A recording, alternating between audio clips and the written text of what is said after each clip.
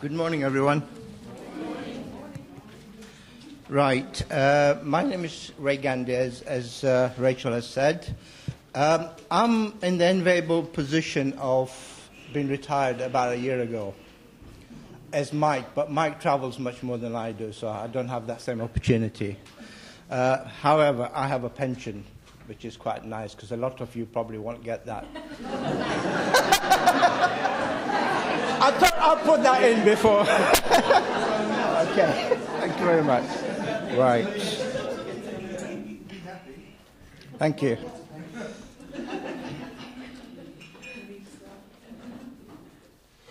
Right, I want to talk about the conditions related to my work that I did. I worked in a mental health team, community mental health team, in the rural part of Derbyshire as a dual diagnosis specialist.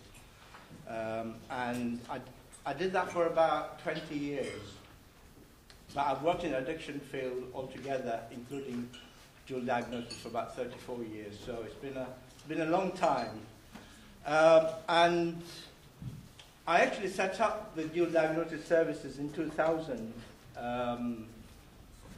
which was actually really about helping other nurses and other clinicians to take on the cases of people with true dual diagnosis. So you're talking about 50-50. You're not talking about somebody with maybe a 10% of drug problems and 90% of mental health. You're talking about somebody who has got a true diagnosis of mental illness or mental health problems combined with a dependency of substances, which may include dependency of things like benzodiazepines. Can everybody hear me? Sorry. Yes. Thank you. What I found was that a lot of the people I was seeing were not engaging very well when they first started coming to me. But the use of acupuncture, and particularly NADA protocol, was actually a very good way of helping people to engage with services, but also to keep them into services until they're ready to leave. And one of the things that I am quite glad about and really want to talk about is saying goodbye to people when they're ready to go, rather than just keeping them into services just because you, as a person, want to keep them in. And so, to me, saying goodbye to people is a very important part of the job that I did. But it isn't just about saying goodbye on the day, 24 hours saying goodbye. You have to actually take time to do that. And I think it's important. As part of the NADA protocol, it's important as well for people to realize that you're saying goodbye to them in a proper way.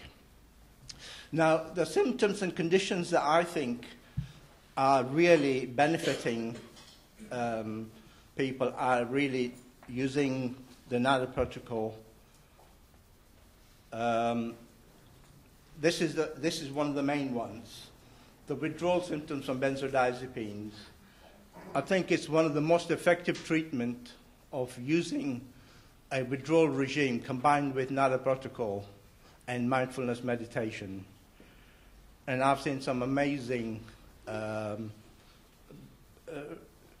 results of people who are literally crawling on all fours, really very, very distressed by the symptoms, and the symptoms of high levels of anxiety and distress, to the point where they actually were able to have their lives back and to be able to go out, drive a car, go out and have a life, if you like, enjoy themselves. So I've seen quite significant results of treatment using 5-point protocol, particularly in withdrawals of SSRIs and benzodiazepine medication. Now, SSRIs, as you know, are antidepressants, serotonin reuptake inhibitor medication. Most of them, even if you think they're not dependency creating, they have a cessation syndrome.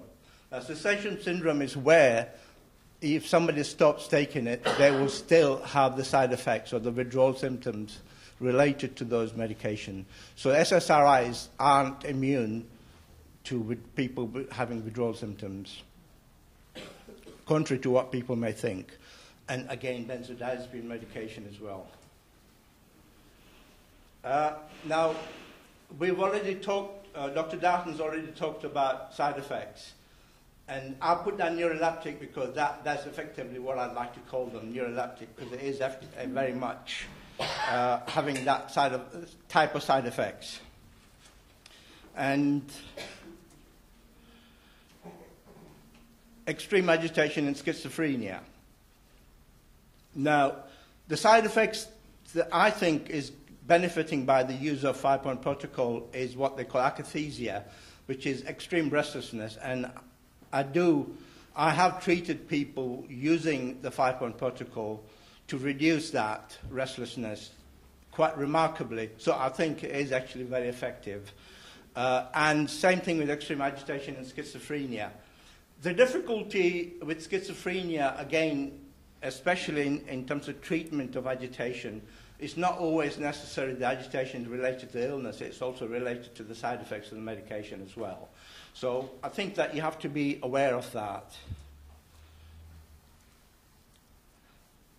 Again, the restlessness is also related to other conditions like extreme anxiety disorders, generalized anxiety disorders, where a person is extremely anxious for no apparent reason, and the use of 5-point protocol actually is very, very helpful indeed. Anxiety states and panic disorders, again, is a very useful treatment using the 5-point protocol.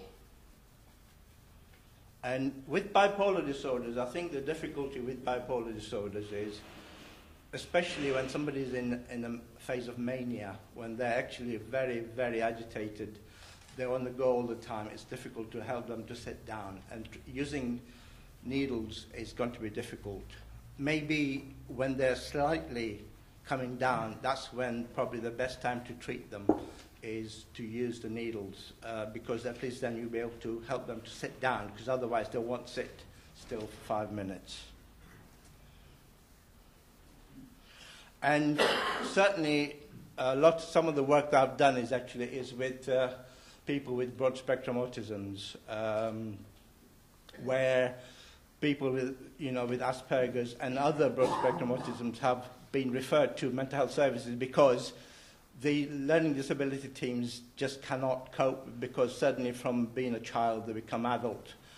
CAMS don't keep them on, so mental health teams have to take them on, and that's when they end up. So we actually had to look at innovative ways of dealing with it, and one of the ways was using the 5-point protocol, which was quite effective. I'm going to do a case study.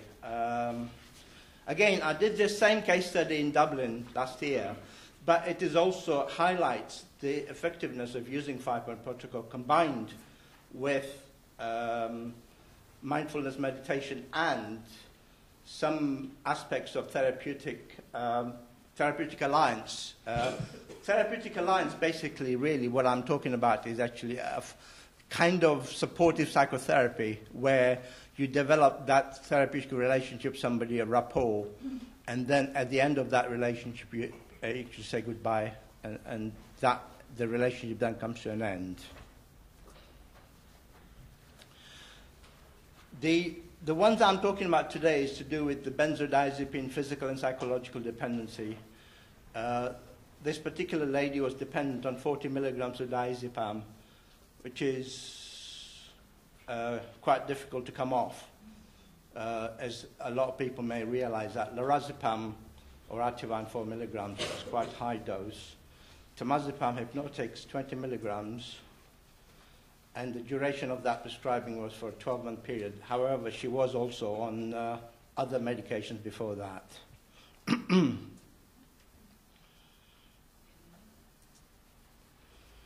Now, the problem with most of these cases is that they end up in psychiatric units.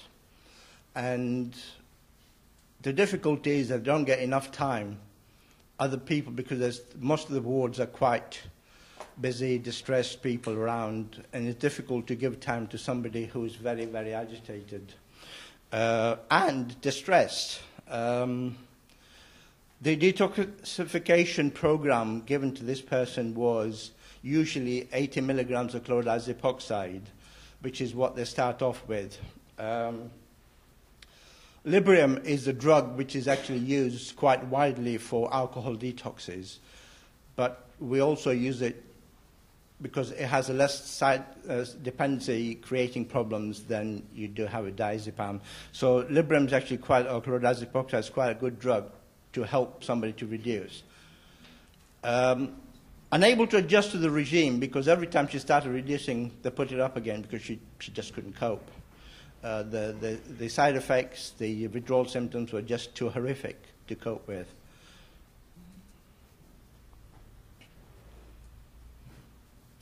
Now, this lady is she was 55 years old, married for the second time.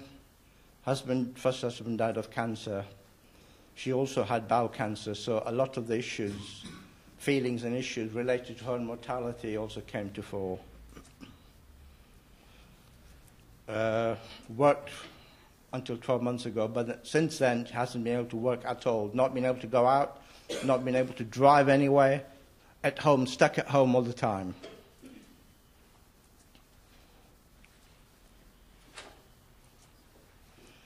Now, some of the main effects of withdrawal symptoms are cramps, quite extreme cramps in the legs and stomach, and also sometimes in the back as well. Back pain, extreme diarrhea, early morning awakening, sleep disturbance. Now, often that is the sign that the person is depressed. Early morning awakening is one of the signs of endogenous type of depression. The psychological symptoms, very high levels of anxiety, just couldn't cope with anything at all. Couldn't cook, couldn't do any cleaning, couldn't go out, couldn't go for a walk with the dog, nothing at all. Simply stuck in the house all day long. And literally crawling on all fours. Avoidance behavior and panic disorder. Social phobia and isolation. Emotional dysregulation. And basically she was all over the place emotionally. And her second husband couldn't cope with her illness. And he kept basically taking her back into hospital because he couldn't cope at home with her.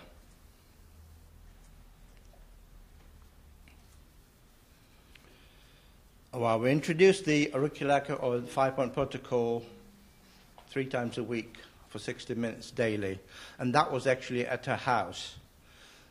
I actually asked the medical staff to discharge her from hospital so that we could actually carry this out at home instead of doing it on the ward because it just wasn't functional to be on the ward. So she was discharged at home, and we started this treatment on a regular basis. Started talking about therapy and therapeutic alliance, and also mindfulness techniques to do with relaxation. Using the techniques that you may be able to see somebody like John Kabat-Zinn carry out on YouTube. Chloride epoxide was reduced to 20 milligrams daily. Eventually, it took about 8 months to do that, even using NADA protocol, but it was quite successful. And the acupuncture sessions, or the treatment sessions, were reduced to twice a week. The detoxification was completed at the end of the 9th month, and we carried on with acupuncture and psychotherapy for another 5 months. Altogether 12 months, ending and saying goodbye in 12 months after the referral. Conclusion. I think that the use of NADA protocol has been one of the most effective treatment, one of the cost-effective and effective treatment for this lady and a lot of other patients I've worked with. Some of them are really chronic patients who have been stuck in the house with social phobia, not being able to go out anywhere, and at the end of the treatment, using that, including the mindfulness techniques, and some type of supportive psychotherapy, have been able to do the things that they want to do again, actually having a life back. So I think, personally, I think that NADA protocol has been extremely useful. Now, although it's a conclusion, I'm actually going to do a little bit of exercise with you. It would not have been possible to engage or complete the program successfully without the use of NADA protocol, and I can say wholeheartedly that that was the case. I put some references down here. Can I actually talk a little bit about mindfulness and what mindfulness is? I don't know whether many people know what mindfulness is. Do you? Yes? Great. That makes my job much easier then. It's actually an awareness of the present moment.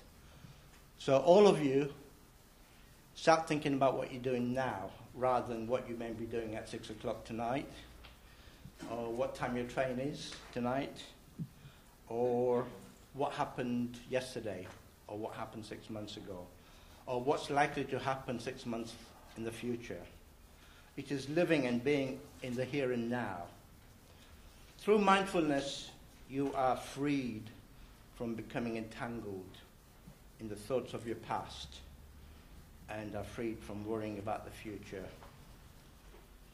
It's also about knowing and befriending your mind, an adventure in finding out who you really are. The Buddhist, which is where this originates from, include mind as a sense, recognition of the pain, and to hold whatever you are doing in that moment in time, and being aware of it. Bring yourself in the here and now and be aware of that. So I would like you, could you switch the lights off for a minute, please? Somebody?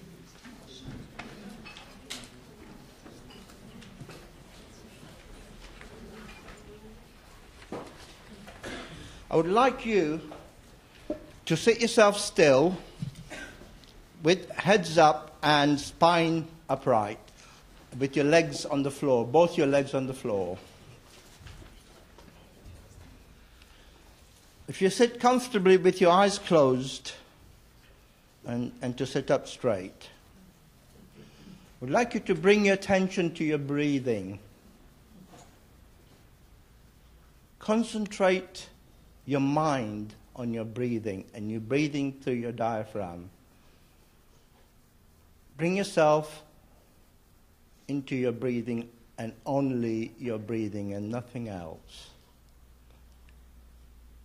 Empty your mind of every thought that you have other than the breath that you take. Imagine that you have a balloon in your tummy.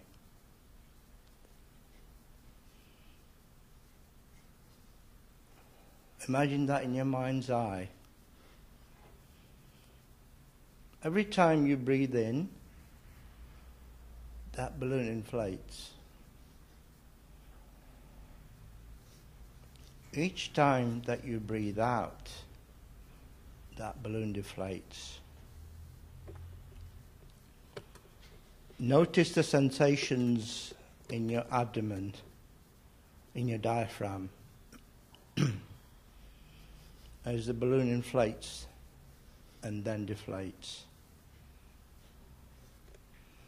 Your abdomen rising with each breath that you take, and falling out with each breath that you breathe out.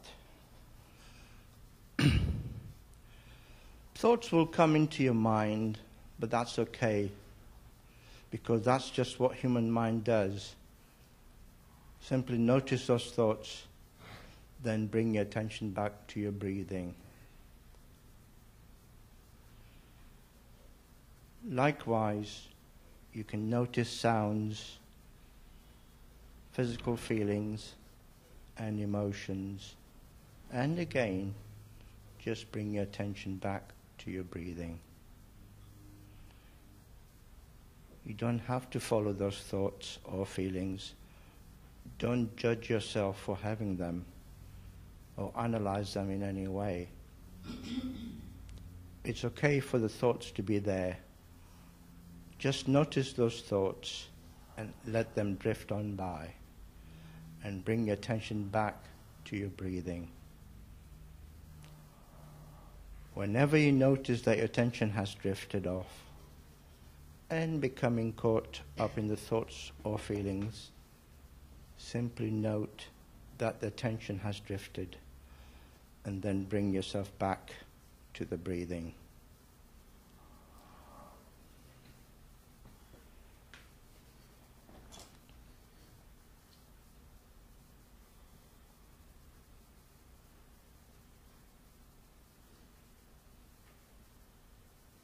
Thank you very much indeed, folks. Bring yourself back to the here and now.